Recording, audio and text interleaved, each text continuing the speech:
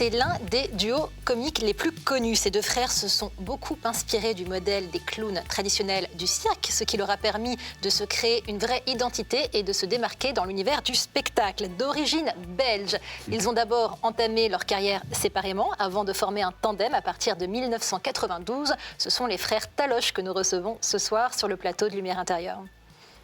Bonsoir à tous les deux. Mais bonsoir. Alors c'est vrai qu'on vous connaît beaucoup sous le nom des frères Taloche, mais on connaît moins vos prénoms respectifs. Alors vous êtes Bruno et Vincent. Oui.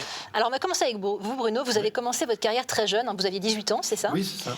Et c'était en parallèle de vos études, dans une troupe de cirque amateur, c'est bien ça? Tout à fait, bien renseigné. Bah oui, j'essaye un minimum. Et vous étiez notamment spécialisé dans les animations pour enfants, avec notamment des numéros de jonglage et d'équilibristes. On vous surnommait Texas, pourquoi? Alors, ça c'est bizarre. Alors Texas, c'était mon premier personnage qui était un cow-boy. Je suis rentré dans cette petite troupe d'animation pour enfants, une petite troupe. J'ai pas fait vraiment du cirque à proprement parler.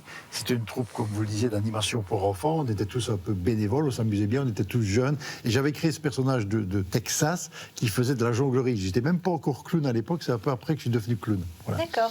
Alors ça c'était à 18 ans, puis à 25 ans, vous créez votre premier one-man show qui met en scène un personnage totalement naïf et décalé. Vous faites vos premiers pas sur scène sous le nom de Taloche. Alors pourquoi Taloche? Alors voilà, donc j'ai commencé à écrire mes premiers sketchs donc bien avant d'être avec Vincent, et j'ai cherché un nom qui collait au personnage que j'interprétais.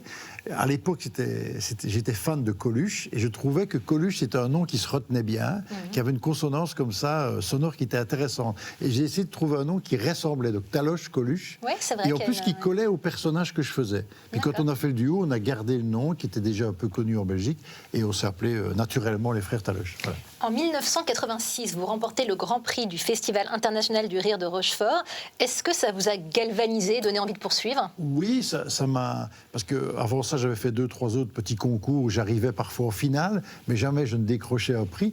Et ce prix-là, qui était assez connu à l'époque, plus même que maintenant, qui était diffusé en direct sur la RTBF, la chaîne nationale belge, m'a permis d'avoir un rayonnement tout de suite national. Pas encore international, mais national. Et je me suis dit, tiens, il y a peut-être moyen de vivre de ce métier et de continuer dans cette voie-là. Oui, c'est vrai que c'était un déclencheur pour moi. Ouais. Ça vous a porté. Alors Vincent, vous de votre côté, vous êtes aussi très intéressé depuis toujours par l'univers du spectacle. Vous avez commencé votre carrière artistique comme régisseur son et lumière. Le sien. Le sien, forcément. Et comme vous étiez également très attiré par la scène, vous avez créé un spectacle avec un ami d'enfance qui s'appelait non pas Coluche, mais Crouton et Counuche. Oui. Ça ressemble. Quels souvenirs vous gardez de ces moments-là? Alors, de très très bons souvenirs. C'est vrai que mon frère ayant gagné, parce qu'il est beaucoup plus âgé que moi, hein, ça se voit pas, mais il est beaucoup plus âgé que moi. Donc quand il a commencé à gagner ses concours et que moi je pouvais envoyer, régisseur, c'est un bien grand mot, mais j'envoyais le son, la lumière. Mais très vite, je me suis rendu compte qu'on s'amusait plus sur scène que derrière la console. Et j'ai eu envie de passer sur scène, mais comme Bruno faisait un solo, ce qui paraît évident maintenant, ne l'était pas à l'époque. Je me suis dit, moi, je vais pas faire un solo, je vais demander à mes meilleurs copains qui avaient envie de faire du théâtre. Et pour nos 20 ans, on a créé un spectacle.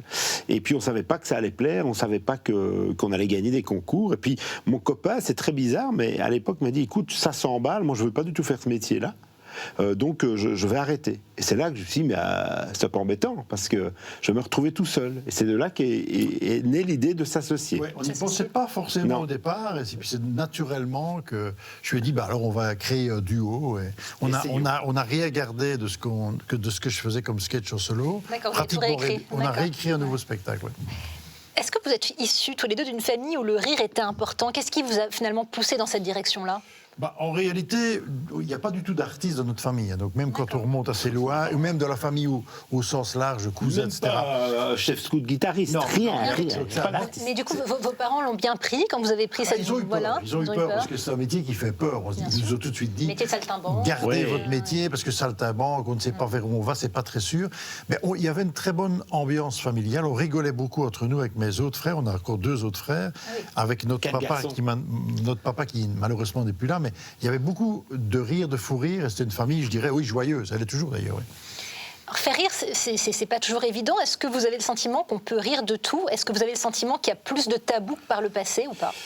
Moi, je pense que bizarrement, alors nous, on est un peu mal placés pour parler de ça. Pourquoi? Parce que depuis plus de 25 ans, notre humour est très burlesque, très intemporel et très clownesque. Donc on peut pas dire qu'on utilise beaucoup l'actualité ou des faits pour provoquer les rires. Donc ça veut dire que nous, on peut pas dire qu'on sent une véritable évolution, là, mais nos collègues qui utilisent l'humour parfois un peu plus trash ou quoi, on se rend compte que, ouais, bizarrement, il y a une régression de pouvoir rire de tout, en tout cas dans les médias. Sur scène, je pense que une forme de politiquement correct, un petit peu, vous diriez, qui fait que... Quand on parle avec nos collègues qui sont vraiment plus cyniques que nous, ils nous disent que sur scène, vraiment, tout est possible. C'est un des seuls, je pense, espaces de liberté totale.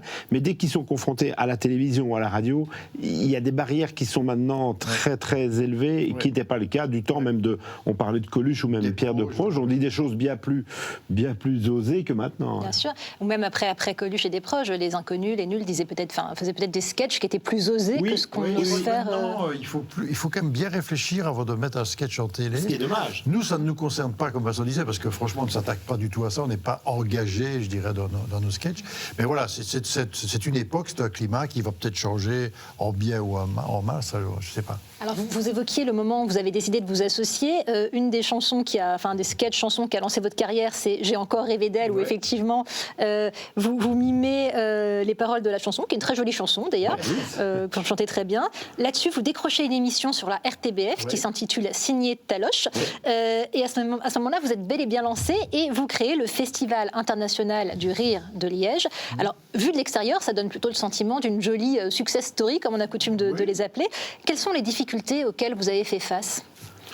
Alors, on a la chance depuis le début de faire beaucoup de choses différentes. Donc on est auteur d'abord de nos sketchs, on joue sur scène.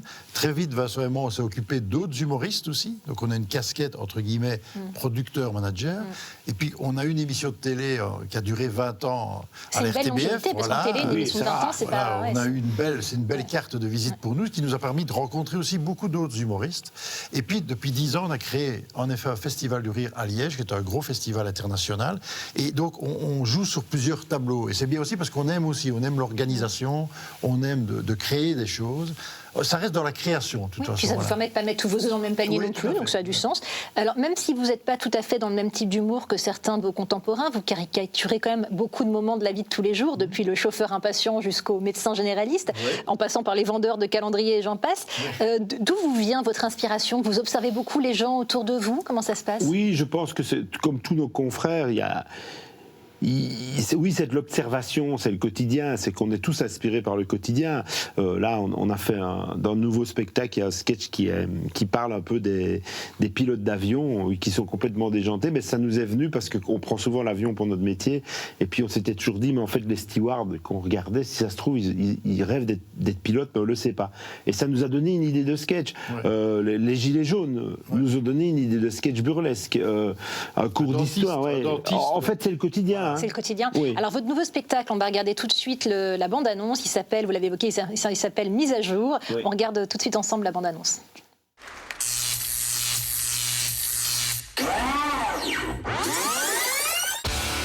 Bienvenue à ce nouveau spectacle Mise à jour. Un spectacle avec des effets surprises et de la sensualité. Non. Oh non! Vous avez déjà volé? Oui, mais seulement dans les magasins. Ah bah les gros salaires et les parachutes dorés! Ah bah les bus scolaires et surtout Julien Doré!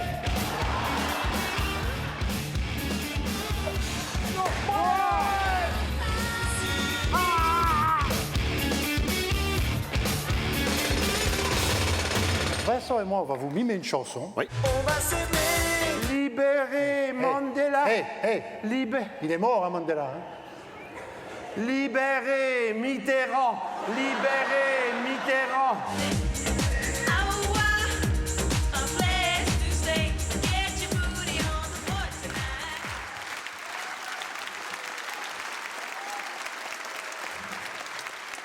Donc c'était la bande-annonce de votre nouveau spectacle, dont je rappelle le titre, Mise à jour. En 2015, vous aviez déjà écrit une pièce de théâtre qui s'appelait Les Caves. Oui. Alors on ne va pas forcément parler de vos précédents spectacles, on va parler de ce dernier spectacle. Est-ce que vous pouvez nous en dire quelques mots?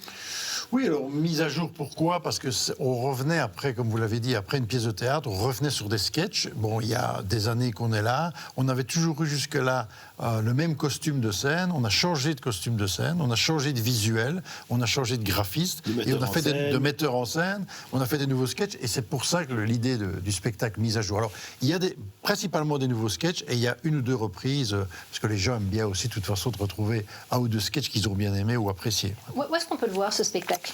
Alors actuellement, là, on est à Paris jusque fin mars, à l'Européen. C'est une salle qu'on ne connaissait pas, en tout cas en tant que comédien. Et on adore y jouer. Et puis, quand on aura fini l'exploitation parisienne, donc à partir d'avril, on va débuter une tournée dans toute la France et la francophonie, puisqu'on va passer en Belgique et en Suisse aussi. Et là, en fait, je crois qu'il y a 25 villes. Enfin, on passe un peu dans toutes les régions de France, d'avril à juillet. Alors dans ce spectacle, effectivement, il y a 12 nouveaux sketchs, vous l'évoquiez, dans lesquels vous abordez des sujets que vous aviez finalement pas abordés dans vos spectacles précédents. Et vous disiez tout à l'heure, on n'est pas tellement sur les sujets contemporains, mais là, vous parlez de législation, d'écologie, de manifestation.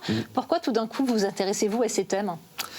L'écologie, ça paraît évident. Alors le tout, c'est de on prend le sujet, par exemple, de l'écologie, mais il faut que ça reste dans notre univers, quoi. On ne va pas subitement faire un dialogue sur scène où on explique des choses aux gens. On reste dans le domaine burlesque. Donc, en effet, on parle d'écologie, mais il y a des surprises qu'on ne vous dira pas, qui sont un peu, qui surprennent un peu le public. Même chose pour, par exemple, les Gilets jaunes. On a tourné ça à notre manière. C'est pas revendicateur. Non, c'est une image burlesque et clownesque des manifestations et des Gilets jaunes, sans pour ça se moquer. On se moque de nous-mêmes d'abord. On dit souvent, et je reprends cette phrase qui n'est pas de nous, mais qui est Louis de Funès, qui est un de nos modèles. Louis de Funès disait, vous savez, quand on lui parlait de ces films qui étaient juste drôles, mais qui n'avaient peut-être pas de message, il dit, vous savez, je n'ai qu'une prétention, c'est de vouloir distraire. Et en soi, c'est déjà très prétentieux. Et nous, on s'est toujours retrouvés dans cette phrase, on a que cette prétention-là. On pense que de plus en plus, avec tout ce qu'on vit, les gens ont besoin d'être distraits. Et nous, on vient avec l'humour qui ramène parfois un peu à l'enfance. Et ça, on est très fiers de ça. Oui. Alors, de Funès, c'est un de vos modèles. Vous citiez Coluche. Il y en a un troisième, si j'ai bien compris, qui vous a beaucoup inspiré, c'est Bourvil. Eh oui, bien sûr, oui. Je suis un fan absolu de Bourvil. Je pense que c'est le monsieur qui m'a le plus inspiré pour le métier. J'ai même eu envie de faire un concert hommage à son répertoire, tellement j'adore ce monsieur. C'est vrai que petit, on regardait tous les films de Bourvil et de Funès, mais j'ai toujours été très touché par la tendresse que Bourvil avait en lui. Et voilà, ça ne m'est jamais passé. Je pense que le premier souvenir que j'ai en tant que petit garçon, c'est de voir une pièce qui s'appelle La Bonne Planque, en noir et blanc, avec notre papa et mes frères, et où tout le monde rigolait. Et j'ai vu ce monsieur, qui était Bourvil, et là maintenant j'ai 50 ans, et je suis toujours aussi fan, quoi. Ça ne m'a jamais passé. Vous écrivez ensemble vos sketchs? Oui. Ouais. Donc c'est une écriture à 4 mains, comment ça se passe? Oui, c'est toujours, on se voit pour une séance, il y a toujours l'un ou l'autre qui amène une idée, on commence à écrire sur l'idée, à improviser, on bouge dans la pièce, on essaye des choses. Après, il y a souvent l'apport quand même du metteur en scène, qui n'est pas toujours le même, et qui, lui, apporte aussi sa touche et nous conseille. On aime bien d'avoir un œil extérieur. C'est rare quand on travaille vraiment tout seul. On faisait plus ça au début. Maintenant, l'apport de cet œil extérieur est très important, mais on est pratiquement à la base. C'est pas qu'on ne veut pas avoir un sketch de quelqu'un d'autre, c'est qu'il n'y a pas tellement de monde qui écrit pour le monde burlesque non plus. Donc on ne peut pas dire qu'on reçoit souvent des idées de sketch, qu'on le fait plutôt nous-mêmes. Alors, en parlant de votre spectacle, on parle de dinguerie contagieuse. Alors, c'est d'actualité, tout ce qui est contagieux. Pour décrire votre humour et ce spectacle, c'est comme ça que vous le vivez aussi? Oui. Oh oui, alors pas plus tard qu'avant-hier, il y a c'était des collègues, des humoristes féminines ou masculins qui viennent nous voir, et il y a je ne sais plus qui nous a dit que notre rire, c'est effectivement une part d'enfance. C'est une humoriste qui m'a dit, quand on vous voit, alors qu'elle est plutôt dans le domaine trash, elle me dit, quand on vous voit, on rit, mais avec une âme d'enfant, et ça ne nous arrive plus tellement.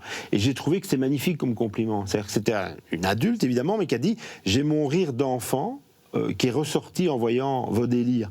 Et nous, enfin, il n'y a pas plus beau compliment. Oui, nous, on est un peu dans cet univers et on se rend compte que, bon, maintenant, il y a beaucoup la mode des stand-up, mais nous, on se rend compte que dans notre univers burlesque, il n'y a pas tellement de duo, de trio, même de solo, qui sont dans ce domaine-là. On ne sait pas pourquoi, mais tant mieux pour nous, peut-être. Il y avait un peu dans cet univers-là musical, il y avait Shirley Dino, qui avait un duo comme ça, qui était un peu ressemblant. Il y a un peu les Bodins aussi, qui sont dans cette complicité des deux personnages, mais on n'a pas tellement. Voilà. Et du coup, c'est un humour qui s'adresse aussi aux enfants. Votre spectacle s'adresse aux enfants. Aussi. On pense qu'on est vraiment ce qu'on appelle dans le familial. C'est-à-dire que c'est pas un spectacle pour enfants, c'est évident. Mais quand on en voit d'ailleurs beaucoup dans les salles, quand ils viennent avec leurs parents, nous, notre plus grand bonheur, c'est d'avoir dans les salles, et ça arrive très régulièrement, il y a les grands-parents, les enfants, les petits-enfants qui sont là, et ils passent un bon moment, même s'ils ne rient pas tous au même endroit, parce que nous, il y a du premier degré visible, et puis un second degré qui est quand même là. Oui. Mais c'est très familial.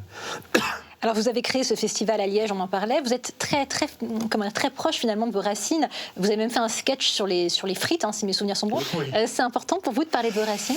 Oui, on aime bien la Belgique, mais on ne veut pas, on n'a pas de message à passer par rapport à la Belgique. Voilà, mais on aime notre pays. Pourquoi est-ce qu'on a fait le festival à Liège ? Parce que d'abord, c'est une ville qui était proche de notre région d'origine, et on s'est aperçu que c'est une grosse ville, qui avait beaucoup de salles, qu'on pouvait exploiter beaucoup de salles au centre-ville, et qui n'avait jamais eu de festival d'humour dans cette grosse ville. C'est pour ça qu'on l'a fait, et maintenant on ne regrette pas parce que la ville est bien adaptée à ce qu'on voulait faire. On n'aurait pas voulu faire ce projet qu'on a mûri pendant des années, le faire en France, c'était pas très logique. Et c'est vrai que grâce à une ville comme Liège, ce festival est devenu un des plus grands de la francophonie, donc on est ravis, parce qu'on l'a rêvé, ce festival, on y travaille beaucoup, ça nous prend pratiquement maintenant une moitié d'année à le monter, mais c'est une belle entreprise, quoi. Ouais. Merci à tous les deux. Alors, je vais vous proposer quelque chose qui risque d'être douloureux puisque je vais vous séparer mais si, pour un court instant. Pour un court instant et pour une expérience tout à fait inédite. Vous allez voir, je ne vous en dis pas davantage. Vous restez avec moi, Bruno. Moi, je reste et voilà, c'est vous qui allez. Vous allez revenir. On va partir tous les deux en réalité. Oui, Bruno, on va vous laisser tout seul sur le plateau. Vous allez voir. Je vais essayer de ne pas me disputer avec moi-même. C'est ça va bien se passer. À tout de suite. D'accord.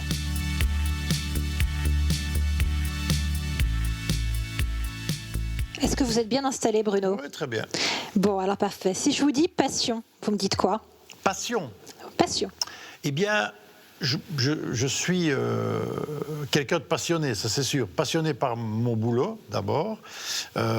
Comme on a dit tout à l'heure aussi, je ne pensais pas un jour vivre de ce métier, donc c'est très agréable de pouvoir le faire. Et je reste passionné par celui-là, mais j'ai d'autres passions. Par exemple, je suis un passionné de sport et surtout de golf. Et le mot passion correspond bien aussi au mot golf pour moi. Voilà. Vous en faites beaucoup du golf ? Oui, beaucoup, depuis 23 ans ou 24 ans. C'est quelque chose qui est rentré dans ma vie et ça me fait beaucoup de bien psychologiquement et physiquement. Et j'adore jouer même seul, parce que quand je joue seul, je me retrouve face à la nature, face au terrain, face à moi-même par rapport au parcours, ou jouer avec d'autres, parce que c'est beaucoup d'échanges aussi avec des amis. Donc les deux me plaisent bien. Ouais. Qu'est-ce qui vous séduit particulièrement ? C'est la beauté du geste ? C'est quoi ? D'abord, la beauté du geste, le calme, parce que la beauté des endroits, parce que c'est toujours des très très beaux endroits, la difficulté de se retrouver face à ce terrain, il faut rester calme, il faut rester zen. Si on s'énerve, ça ne va pas du tout. Et quand on joue, enfin en tout cas moi quand je joue, j'oublie vraiment tout le reste, donc ça me ressource. Alors là on parle de jouer au golf, je vais revenir au fait de jouer sur scène. Après 25 ans sur scène, est-ce que vous aimez toujours autant votre métier ? Oui, toujours.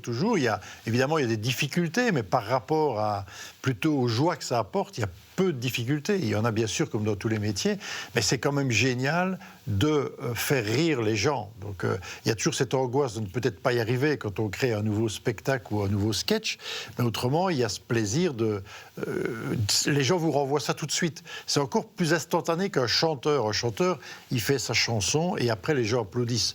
L'humoriste, dès qu'il commence, souvent et heureusement, il y a les rires des gens qui vous portent. Et ça, c'est une joie terrible, plus tout ce que les gens vous disent après. Ils viennent vous trouver après le spectacle et ils vous disent, ou ils vous mettent des petits mots sur le site, ou des petits messages où ils vous disent vous apportez du bonheur aux gens, vous m'avez fait oublier mes problèmes. Et ça, c'est très touchant, très touchant. Comment vous décririez cette joie? C'est quelque chose qui vous rassure, quelque chose qui vous comble, quelque chose qui vous remplit? Oui, c'est ça, ça fait plaisir parce que même des choses qu'on ne se doute pas. Je me rappelle qu'une fois, une dame m'a dit, ben voilà, mon père est à l'hôpital, il ne va pas bien, et on lui a mis le DVD de votre spectacle, et pendant 1h30, il a ri. Nous, on n'imagine jamais, quand on fait un spectacle, que les gens sont en train de le voir dans des situations personnelles difficiles.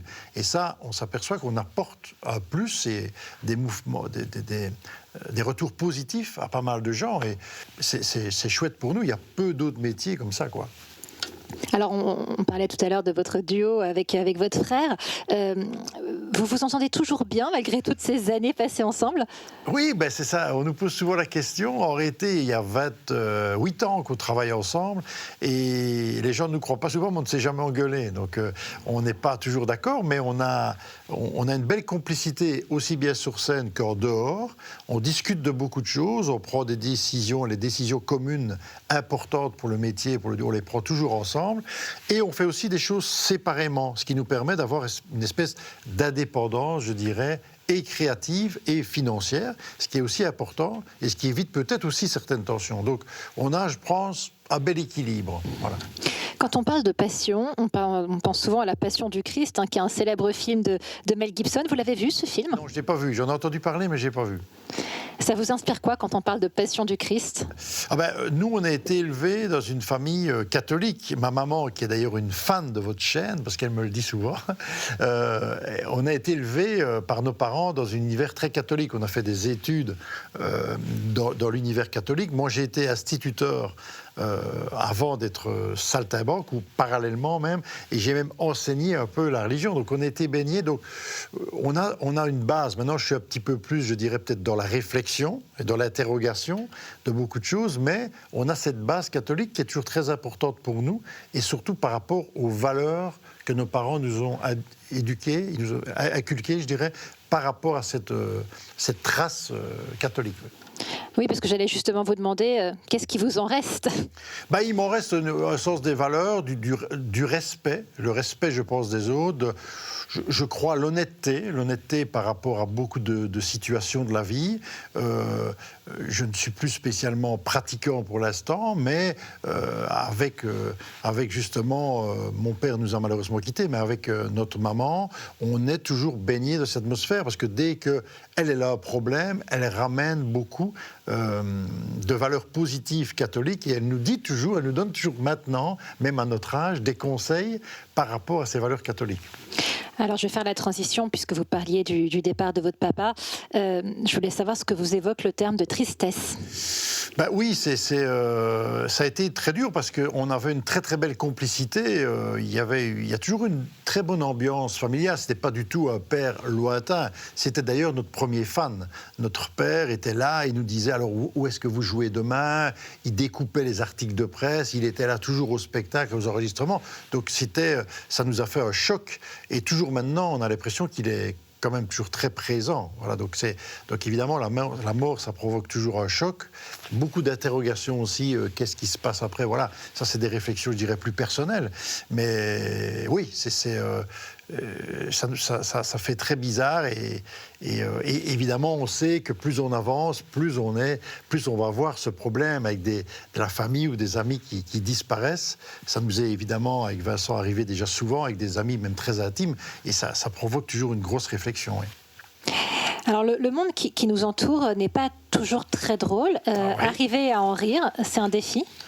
Oui, c'est ça. Même tout ce qui se passe, même pour l'instant, tous les problèmes qu'on entend pour le moment, il faut garder cet éclairage humoristique, parce qu'autrement, on est foutu. S'il n'y a pas pour l'instant des humoristes ou des gens qui se décalent un peu de la réalité, ça fait peur. Donc, je pense que l'éclairage des humoristes ou des rubriqueurs ou des journalistes qui sont plus dans un côté, je dirais, plus positif ou humoristique, c'est complètement indispensable. Autrement, on a l'impression que tout va mal, quoi. C'est salutaire, finalement. Oui, c'est tout à fait salutaire. D'ailleurs, c'est pour ça que je pense que tout ce qui est pièces comiques, films comiques, ont quand même toujours du succès, parce que les gens ont besoin... On nous le dit souvent à la sortie du spectacle, on a besoin de rire, quoi, parce que s'ils regardent tout le temps les informations en boucle, parfois c'est un peu déprimant, voire souvent déprimant. Donc je crois que les gens ont besoin de ça, oui. Et est-ce qu'il y a des moments, vous, pendant votre carrière, vous avez fait une espèce de pause, de traversée du désert ? Non, j'ai pas eu trop de problèmes avec moi-même, si je peux dire. Donc ça va. J'ai eu la chance, parce que c'est une question de chance aussi, d'être toujours dans un univers positif, avec une carrière que j'aimais bien, avec des amis autour de moi, avec une famille autour de moi. Donc ça, je pense que c'est une chance. Et, ce n'est pas donné à tout le monde. Il faut s'en rendre compte. Il faut aussi rester positif. C'est ce que j'essaye de faire. Mais je m'aperçois que la vie n'est pas la même pour tout le monde et qu'il y a plein de gens qui ont vraiment des difficultés. Je vois ça, je peux comprendre. Mais pour ma part, j'estime avoir eu beaucoup de chance de la vie, quoi. Ouais. Eh bien, écoutez, on va conclure sur cette chance que vous avez eue et sur cette gratitude. Et je vais vous inviter à céder la place à votre frère, Vincent. Tout à fait. Merci.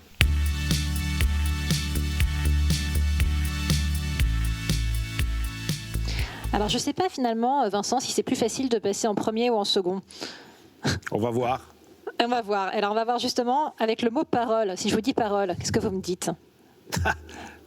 Ça vous fait rire, en tout cas. Déjà, ça me fait rire parce qu'évidemment, par rapport à votre chaîne, moi, j'ai été enfant de chœur. Je rigole parce que c'est des très très bons souvenirs. On habitait à côté d'une église et j'ai été enfant de chœur jusqu'à ce qu'on me dise d'arrêter, à mon avis. Et du coup... Pourquoi est-ce qu'on vous a dit d'arrêter ? Parce qu'à un moment donné, j'avais un âge où il fallait que oui, c'est ça, c'était une question d'âge. Oui, je comprends. On peut pas être enfant de cœur jusqu'à 35 ans. Non, j'ai fait enfant de cœur longtemps. Et c'est vrai, hein, ma maman sera contente quand je vais le rappeler. Je formais les plus jeunes. Voilà, j'organisais un petit peu qui pouvait venir servir, qu'on appelait servir une messe d'enterrement, une messe de mariage, etc.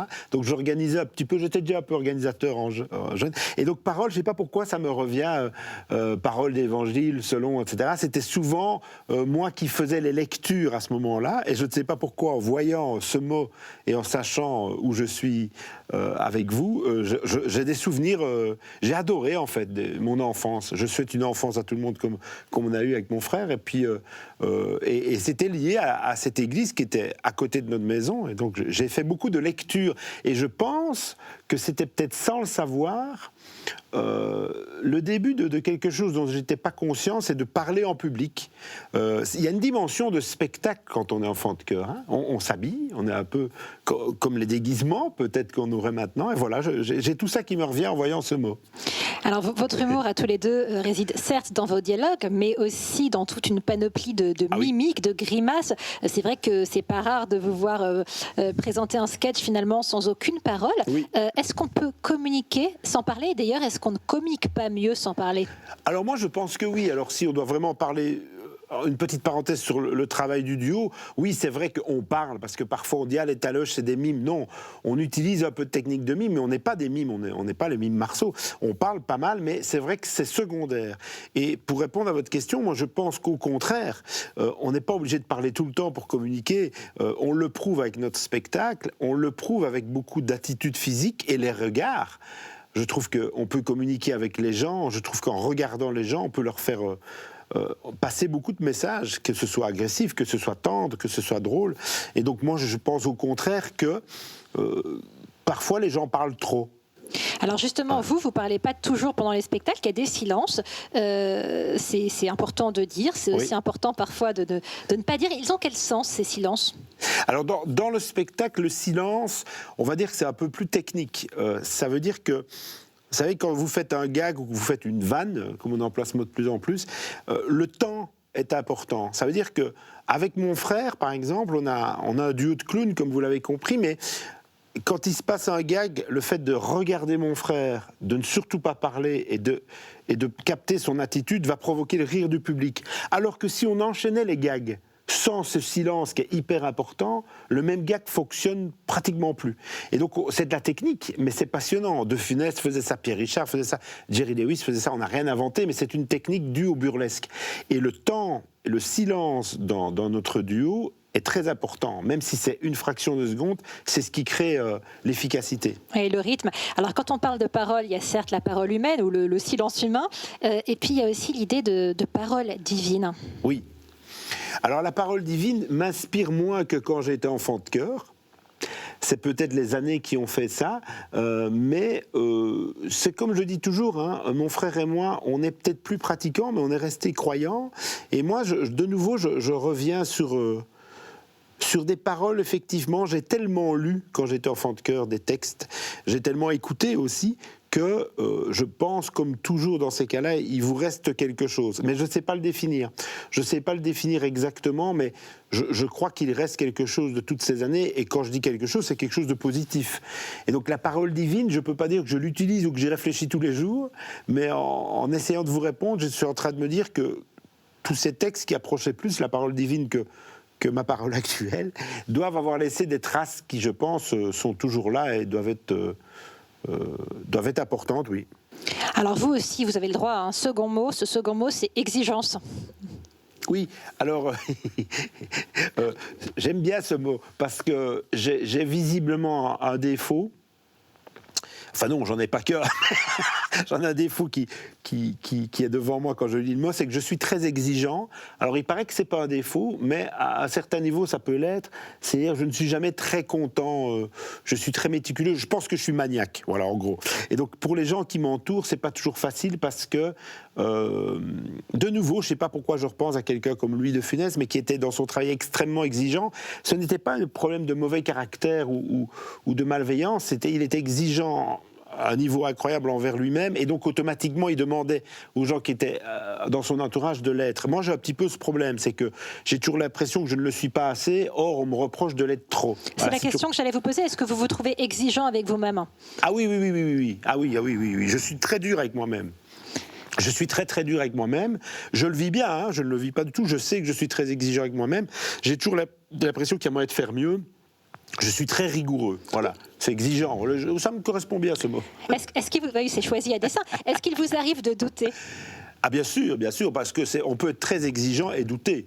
Oui, moi j'ai l'impression que les gens pensent que je suis toujours très sûr de moi, mais évidemment non. J'ai des doutes, mais à un moment donné, je sais que j'arrive à trancher très facilement sur une décision. Et peut-être que j'aurais eu tort, mais je suis quelqu'un voilà, moi j'ai l'impression que le gris clair ne me correspond pas. J'ai une réponse qui va être blanche ou noire, oui, non, entre les deux, c'est pas ma spécialité, moi. Alors les gens qui me connaissent et qui travaillent avec moi ont l'habitude de ça. Donc je peux être très sûr dans une réponse et avouer que je me suis trompé. Mais exigeant, oui, ça ne passe pas avec les années. Alors ça passe sans doute d'autant moins qu'il faut se réinventer quand on monte sur scène. Oui. Est-ce que c'est difficile de se réinventer après 28 ans de scène ? Alors oui, c'est difficile, mais c'est qu'on crée un nouveau spectacle, on se demande si ça va être difficile ou très difficile. Parce qu'il y a une grande différence entre difficile et très très difficile. Et pour l'instant, notre chance, c'est qu'avec mon frère, quand on s'est installé pour créer un nouveau spectacle, comme vous le dites, après 28 ans, on a un peu fait le tour des thèmes, on a un peu fait le tour des techniques aussi, et du coup, c'était pas évident, et très vite, et ça c'est souvent une bonne piste pour nous, c'est qu'on s'est amusé quand on s'est parlé des thèmes. Si on arrive à s'amuser l'un et l'autre après 28 ans, c'est plutôt bon signe. Et donc, le nouveau spectacle n'a pas été laborieux du tout, donc ça n'a pas été difficile, non. Mais peut-être que le prochain le sera, je ne sais pas. Alors, dans ce nouveau spectacle, il y a des jeux de mots, c'est relativement nouveau. C'est vrai qu'on vous connaît plutôt pour l'aspect visuel. Oui. Vous avez voulu apporter autre chose, justement. On parlait de se réinventer.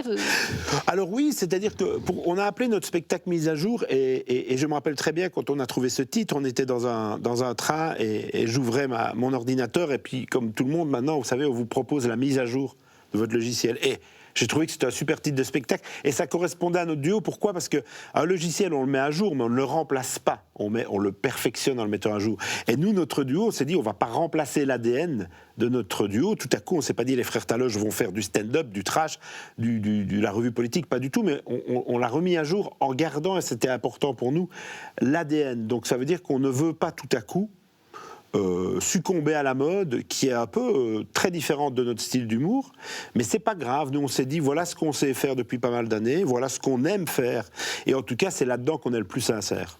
Et en tout cas c'est là-dedans qu'on vous aime, qu'on aime vous voir. Merci beaucoup d'avoir joué le jeu. À tout de suite.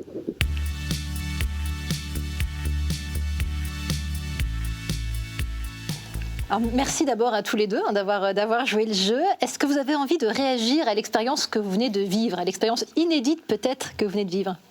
On en parlait il y a 2 secondes. Je crois que c'est une des premières fois qu'on réagit seul. Qu'on réagit seul. Qu'on parle tout seul devant personne. Oui, et séparé, et avec l'envie de répondre à quelque chose de plus personnel. Ouais. C'est rare. Parce qu'en général, vous prenez toujours la parole tous les deux, c'est ça? Oui, on fait comme on fait là. Le duo, c'est ce qui fait quelque part aussi la force de notre duo. Le duo est un vrai duo, on n'est pas un faux duo. Et donc... c'est indéniable, les gens ont toujours envie d'entendre et de voir les deux. Donc de nous séparer, c'est rigolo, ça change. Et vous, ça vous fait quoi personnellement de se retrouver tout seul? C'est déroutant ou c'est quoi? Oui, ça fait un peu bizarre. C'est une expérience originale. Moi, personnellement, j'aimais beaucoup et je ne suis plus sûr de vouloir vraiment continuer le duo. Voilà.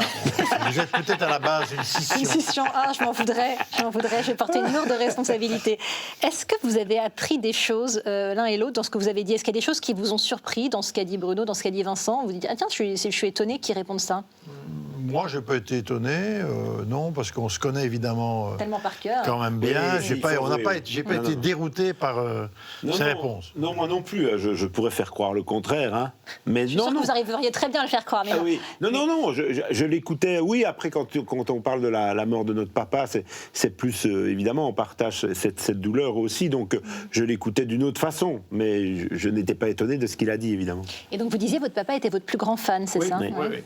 Déjà, même quand j'étais en solo, il venait voir, il participait, il aimait ça. Il se voyait un peu à travers nous, et quand on a fait le duo, tout de suite, il a été, avec quand même la crainte, vers où vont-ils, qu'est-ce qui va se passer, c'est un métier saltimbanque qui fait peur, mais il était même plus acharné que notre maman. C'est vrai, il savait où on allait, ce qu'on faisait, il n'hésitait pas à venir nous voir, même mes parents ne voyageaient pas beaucoup, et ils venaient, par exemple, à Paris, voir, donc, ce qu'ils faisaient jamais.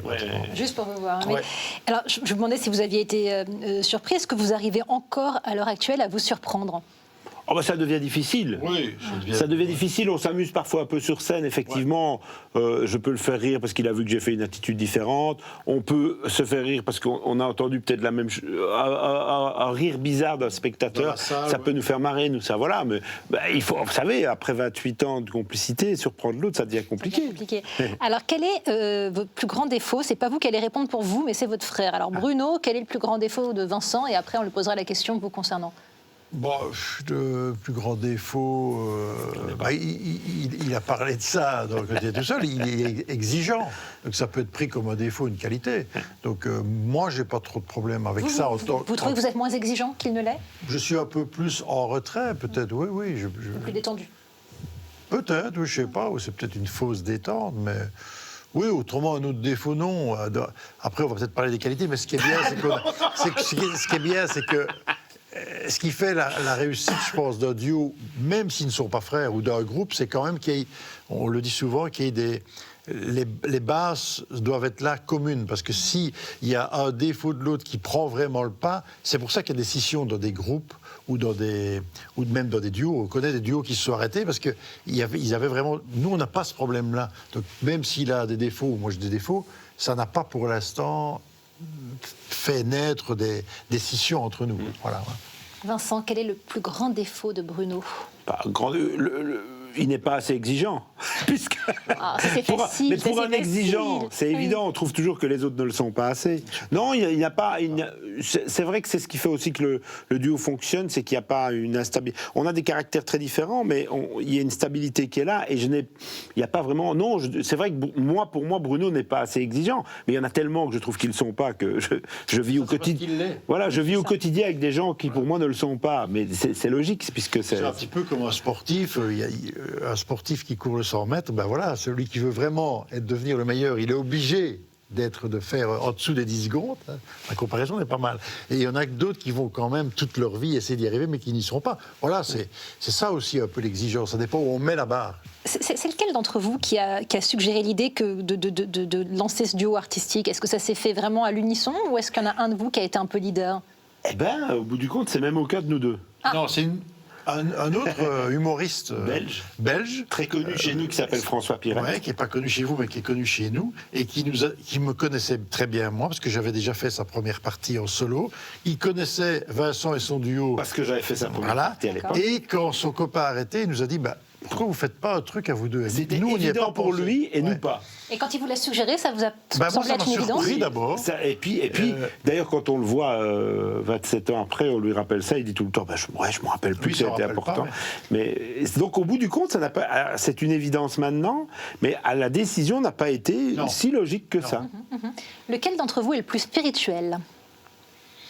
Je sais pas, j'ai plutôt l'impression qu'on est un peu sur une... Enfin, moi, je me sens plus trop spirituel, mais spirituel dans quel sens, d'abord, vous voulez dire? C'est à vous de me le dire, de la façon dont vous le comprenez. Dans le sens, parce que ça peut être dans le sens comique ou dans le sens... Je ne pense pas que c'est dans le sens comique que vous posez la question. Moi, je suis plus trop dans la spiritualité, un peu, mais... Oui. Moins. Moins que vous ne l'étiez. Oui, je pense. Et toi, tu n'as pas répondu. Moi, je pense que tu l'es plus que moi. Okay, Donc, vous vous trouvez plus drôle et vous le trouvez plus spirituel. Comme ça, voilà. C'est clair. Là, c'est clair pour le coup. Avec quel artiste est-ce que vous aimeriez travailler éventuellement dans l'avenir? Alors, nous, ça, on va peut-être tomber d'accord. Je ne sais pas si vous êtes d'accord. Moi, je pense à quelqu'un, mais évidemment, c'est complètement inaccessible. Oui. C'est Mr Bean. Oui. Voilà, ça, pour nous, c'est une référence. Oui. Parce que c'est un gars qui fait rire sans parler, ou avec du grommelot. Et ça, pour nous, c'est le sommet du rire. Alors, il est un petit peu moins peut-être dans l'actu pour l'instant, mais dès qu'on a vu ces capsules et ces films, on se dit, si on pouvait travailler avec un type comme ça, ou si on pouvait le faire venir à notre festival, ça pour nous c'est le top. Voilà. Moi je rajouterais que j'adorerais un jour avoir, avec un compatriote, avoir une scène, pas grand-chose, une scène dans un film, c'est de donner la réplique à Benoît Poelvoorde. Alors vous parlez de films, est-ce que vous avez des projets cinématographiques justement? Alors non, ça c'est quelque chose qu'on n'a pas souvent abordé. Un petit regret peut-être. Un petit regret, oui. Il n'est pas trop tard. Non, il n'est pas trop tard, mais c'est vrai que c'est un métier très différent d'une autre. On a eu une expérience commune à Astérix, on a eu un rôle auprès de Catherine Deneuve. Un petit rôle. Et puis moi j'avais eu la chance de participer à un film que Michel Bougenat a réalisé, qui s'appelle Le Cœur en braille, où là j'avais 13 jours de tournage, c'était en solo là par contre. Et moi j'ai adoré l'expérience, que moi je suis très curieux, j'ai envie de faire plein de choses, et donc du coup je me suis rendu compte que le cinéma était beaucoup plus exigeant que le spectacle vivant, et je me suis dit mais en fait c'est vraiment un truc pour moi. Parce qu'on a le temps, on peut aller dans le détail. Un spectacle vivant, on est toujours un peu plus précipité. Et du coup, faire la scène autant de fois que nécessaire. Ouais, moi j'aime bien moi ça. Le montage, tout ça m'intéresse. Donc je me suis dit tiens, ça correspondrait très très bien à une envie. Alors pourquoi pas? Mais je pense en tant que réal là, d'un court métrage ou quoi, j'aimerais bien maîtriser tout ça. Alors j'avais envie de vous demander comment est-ce que vous vous ressourcez le mieux. Vous m'avez un peu répondu Bruno avec le golf. Vous Vincent, comment? Moi c'est très simple. Je suis un fou furieux de la Corse. D'accord. Je vais 4 à 5 fois par an en Corse, chez des amis corses. Je suis le Belge de l'étape. Et c'est l'endroit où je me sens le mieux. C'est un des seuls endroits où je déstresse, où je dirais pas une deuxième famille, mais j'ai vraiment des amis là-bas. Je trouve que cette île est le plus bel endroit du monde. Et j'aime m'y ressourcer. Et voilà, c'est évidemment là, sans hésiter. Dès que je peux, j'y vais. Alors revenons au monde de la scène. Quand vous montez sur scène, juste avant, est-ce que vous avez des rituels? Oui. Oui, c'est ça. Il y en a qui boivent, il y en a qui sniffent. Mais nous, c'est pas ça. Nous, on marche. Donc, on se prépare. On le saura pas. On va le faire tout à l'heure. Hein. Chaque fois qu'on monte sur scène, on se prépare plus ou moins 20 minutes avant. On met notre costume de scène, on met les micros. On répète 2-3 000 fois qu'on a fait le spectacle. Plein de fois, on ne doit pas répéter spécialement les textes. Et puis, on marche dans les coulisses. Donc, soit derrière le rideau, quand il y a un rideau, soit dans les coulisses, dans les loges. Et je ne sais pas pourquoi on marche, mais ça se déstresse, quoi. Ouais, on marche d'un côté à l'autre, on se croise. Et c'est parfois impossible de rester assis. On ne peut pas rester comme ça et dire on y va, quoi. Vous marchez ensemble ou chacun dans son coin? Non, on marche, on se parle quand même. Il y a nos régisseurs qui viennent nous dire un truc ou l'autre. Ça fait rire notre équipe parce qu'ils nous voient marcher. Je crois qu'il n'y a pas que nous, il y en a beaucoup qui marchent. Il y a toujours un petit stress juste avant de monter sur scène. Quelles sont les erreurs qui vous ont fait grandir, que ce soit des ratés scéniques ou d'autres erreurs? Qu'est-ce que vous avez fait comme erreur qui vous a permis d'avancer? Je sais pas si... Scénique, vous voulez dire par rapport au métier? Oui, c'est ça. Peut-être parfois, je ne sais pas si c'est une erreur ou quoi, mais on se rend compte quand même que... Alors c'est génial parce qu'on fait plein d'activités différentes. On fait de la production, on fait un festival, on fait de la télé, etc. Mais ça a parfois été au détriment, à mon avis, avec le recul du duo. Ça veut dire de s'impliquer peut-être plus dans le duo en tant que frère Taloche aurait peut-être permis à l'évolution du duo encore plus haut. Mais en même temps, on n'aurait pas pu faire le reste. Donc je suis toujours partagé à savoir si ça a été un raté ou pas. Je ne sais pas. Alors on parlait tout à l'heure des défauts, mais ça peut être intéressant aussi d'avoir vos qualités. Alors vous parliez de curiosité, je pense que c'est une qualité. Oui, je pense, oui. Oui, une qualité. On est tous les deux, je pense, curieux. Oui. Ouais, je crois, dans beaucoup de domaines d'ailleurs. Et quelle est la qualité de manière générale à laquelle vous êtes le plus sensible chez un être humain ? Eh bien, moi, il y a deux choses que j'aime beaucoup chez les gens, qui sont liées à l'éducation qu'on a eue, on y pense souvent. L'honnêteté, parce que je trouve que c'est pas si courant que ça, l'honnêteté. Et bizarrement, quelque chose qu'on aime beaucoup aussi, enfin, je crois qu'il va pas me contredire, c'est la politesse, parce que je trouve que ça se perd pas mal. Et je trouve que l'honnêteté et la politesse, ça fait débuter une chouette journée, que ce soit professionnel ou pas. Et donc, moi, j'aime bien ces deux qualités chez les gens m'interpellent très vite. Ouais. Mais justement, j'allais vous demander, c'est quoi pour vous une journée réussie ? Donc, au-delà du fait de croiser des gens polis et honnêtes, alors là, c'est le comble. La journée idéale. Ouais. La journée idéale, pour moi, alors ce serait, j'exclus le spectacle, mais quand on joue, voilà, je vais pas. Ma journée idéale, moi, ce serait de faire un parcours de golf le matin, de manger un petit bout avec le gars ou les amis avec qui j'ai joué à midi, et faire une petite réunion de copains le soir ou partager un spectacle le soir. Ça, c'est une journée. C'est pas des journées idéales complètement irréalisables, quoi. Et en plus, ça coûte pas très cher. Donc voilà, c'est simple. Quel est le don de la nature que vous n'avez pas, évidemment, pas encore, parce que vous en avez un certain nombre, mais que vous aimeriez avoir ? Alors moi, c'est très simple. Il y en a deux. Ouais. J'ai pas du tout le don des langues et ça m'ennuie parce que je suis trop fainéant à mon âge pour apprendre et j'ai pas le temps, mais voilà. Et pas du tout de disposition musicale. Donc, par exemple, je trouve génial un mec qui se met au piano ou à la guitare et qui dit tu veux qu'on t'entende quoi et qui joue ça. Je trouve ça un don terrible, quoi.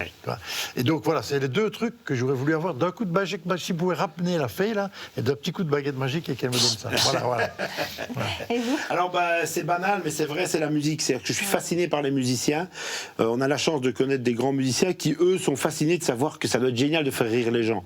Nous, on leur dit oui, mais c'est plus facile. Ils me disent non. Donc on est toujours frustré de ce qu'on ne sait pas faire. Et c'est vrai qu'un très bon musicien, un bon pianiste, un bon guitariste. Moi, le concert que je fais en hommage à Bourvil, c'est avec 4 musiciens de jazz de très bon niveau. Et quand je les vois répéter, quand je les vois, ils parlent, je ne sais même pas ce qu'ils se disent entre eux. C'est tellement magique la musique quand c'est bien fait que je suis frustré et fasciné par ça. Mais il n'est pas trop tard. Il n'est pas trop tard. Et peut-être qu'eux se disent la même chose. Oui, c'est évident. Et puis le rire est un vrai remède contre la déprime. Oui, c'est ça. Mais je pense que voilà, c'est quelque chose. J'adorerais pouvoir jouer un beau morceau de guitare, ça va être génial. Il y a beaucoup de gens qui nous disent comment vous faites pour trouver une idée comique ? Il y a des gens qui ne pourraient pas concevoir un sketch. Et nous, ça ne nous paraît pas si compliqué que ça. Le réussir, c'est autre chose. Mais avoir l'idée de départ, on l'a souvent. Alors c'est quoi justement votre musique préférée à l'un et à l'autre ? Moi, je suis très ouvert sur plein de choses. Ça peut passer du rock, du rock and roll, même du jazz à la chanson française. Moi, même à la musique classique. Je suis vraiment plein de choses qui m'intéressent. Moi, je suis très très braqué sur la new wave. Peut-être c'est générationnel, mais je suis un fou furieux inconditionnel de Cure. Donc c'est vraiment de la new wave anglaise qui me fascine depuis toujours. Ça, c'est indéniable, la new wave. Et puis, j'ai une grande passion pour Jacques Brel, moi. Pour ce qu'il a écrit, pour ce qu'il a dit, ouais. C'est vrai qu'il a dit des choses au-delà de ce qu'il a écrit et chanté. Il a dit des choses très fascinantes. Ouais. C'est pas parce qu'il est belge, mais c'est quelqu'un qui est fascinant. Ouais. C'est vrai. Alors vous mimez beaucoup de personnages. Je ne sais pas si vous mimez des animaux peut-être, mais si vous étiez un animal, vous seriez quoi comme animal ? Moi, le seul truc que je sais imiter, c'est une otarie, mais je ne voudrais pas être une otarie parce que ça sent pas très bon. Mais qu'est-ce que vous voudrez être comme animal moi, je pense que je me verrais très bien en chien, le meilleur ami de l'homme. Moi. Et moi, en oiseau, ça doit être pas mal quand même de planer au-dessus des trucs, au-dessus des problèmes, mais au-dessus de la nature, ça va être génial de pouvoir voler, je trouve. Ouais. Alors, on me parlait tout à l'heure de Dieu, vous m'avez dit que vous avez un peu pris vos distances par rapport à la pratique, peut-être pas par rapport à la croyance. Si Dieu existe, qu'est-ce que vous aimeriez l'entendre vous dire au dernier jour de votre vie ? Alors, ce qui nous... moi, je sais. Je serais vraiment content s'il pouvait me dire pas mal, je suis fier de toi. Oui, good job. Oui, un truc comme ça, tu as bien fait rire les gens. Parce qu'il tutoie Dieu. Oui, il me tutoie, moi. Mais oui, non, c'est... Oui, s'il était content de ce qu'on a fait, ce serait pas mal, parce qu'on n'a pas l'impression d'avoir fait des choses trop négatives, on a plutôt essayé d'amener du positif. On fait un métier qu'on aime et je pense que ce que je disais aussi tout à l'heure, on amène du positif aux gens. Donc, on a de la chance de pouvoir le faire, en plus de vivre de ce métier.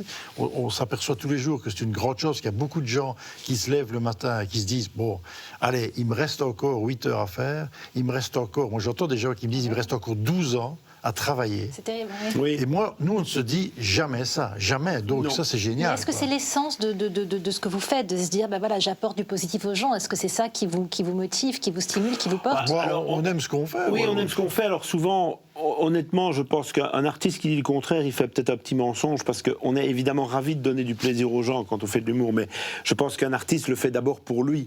Et nous, on rêvait de faire ce métier parce que c'est un métier qui nous fascinait.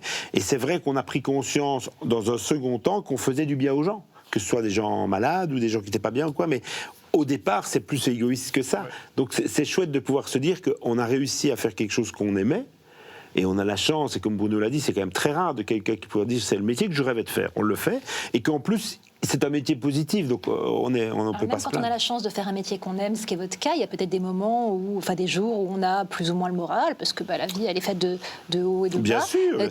À quoi est-ce que vous vous rattachez dans ces moments-là pour garder la foi, pour garder l'enthousiasme, pour garder l'humour?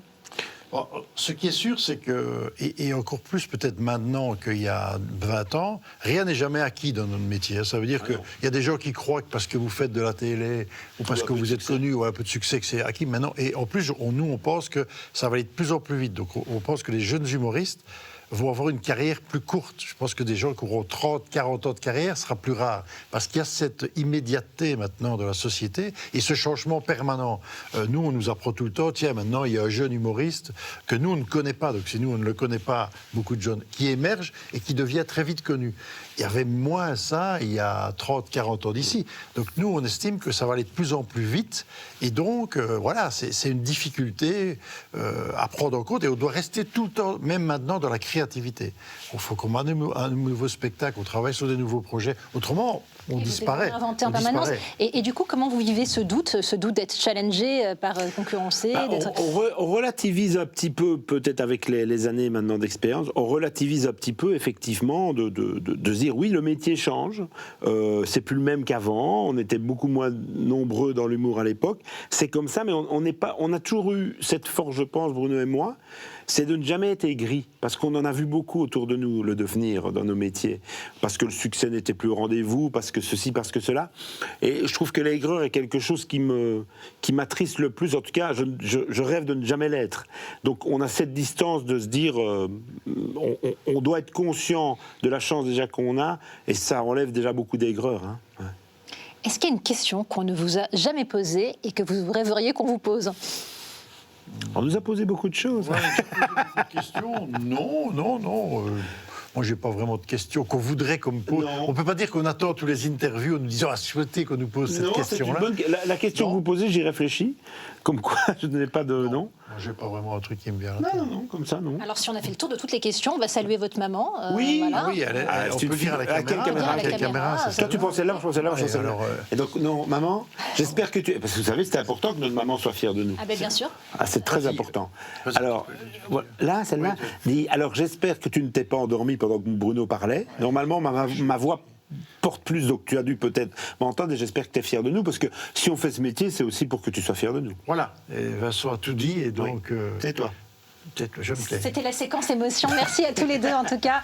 Je rappelle le titre de votre spectacle, Mise à jour. Merci à tous les deux et merci évidemment aux téléspectateurs de KTO de nous avoir suivis et on salue évidemment votre maman à tous les deux. Bonne soirée à tous. Je rappelle que vous pouvez retrouver cette émission sur notre site internet ktotv.com. À très bientôt.